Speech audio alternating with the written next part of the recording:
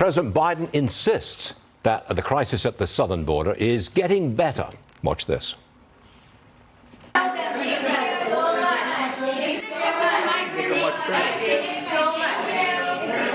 much better. Yeah, you see it. Okay, looking much better. Congressman Pat Fallon, Republican from the great state of Texas, joins us now. 6 people on the FBI terror watch list were arrested at the southern border in just 2 days. How is it getting better, Congressman? Stuart, it's not. And if you look at the numbers, we don't even have April's numbers yet from this year, but we have them from last year in the last month of April that President Trump was in office. And from 2020 to 2022, that April was 234,000 illegal crossings in 22. It was 1,258% worse than the last April President Trump was in office.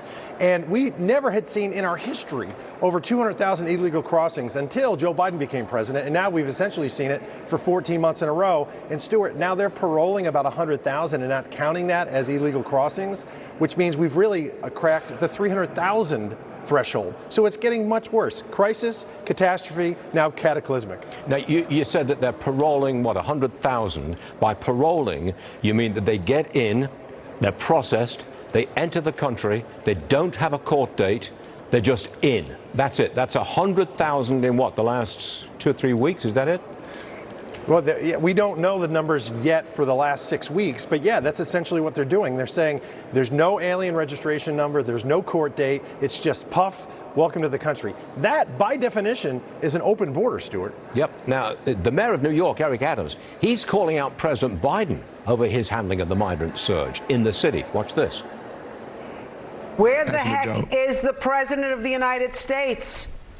That is a good question, and I think we all should be asking, why is this happening? This should not be happening to New York City, Chicago, Los Angeles, and the other big northern cities, and really it should not be happening to El Paso or Brownsville, Texas. No city should be carrying this burden. This is a national problem, and it needs a national solution. Congressman, if I may, I think that Texas should be sending migrants to all those citizen states that have declared themselves sanctuary citizen states. Why not? No, Stuart, you're absolutely right, 100%. What Joe Biden has done is made every state a border state. And I can't believe I'm about to say this, but I agree with Mayor Eric Adams. He's right. Joe Biden has been asleep at the wheel for 2.5 years on this.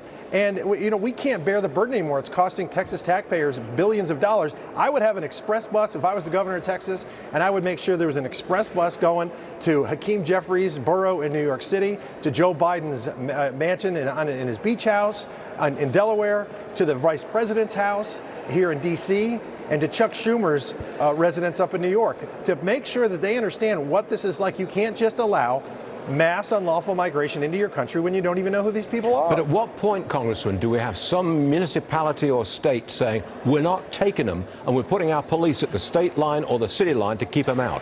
At what point does that happen? Oh, I think we're fast approaching that point, and I would declare an invasion, because this is what this is. 7 million illegal crossings, 99% of them economic migrants, not political asylum seekers. The NGOs, the non-governmental organizations, tell them to say certain things that trigger an asylum claim. And look at the left's language. Remember, they used to be illegal aliens, then they were illegal immigrants, and then they were undocumented workers, and now they're all asylum seekers, which you cannot believe the left on this at all. Good, and well said. Congressman, thank you very much for being with us on an important day. Appreciate it always. Thank you, sir. Thanks, Stuart.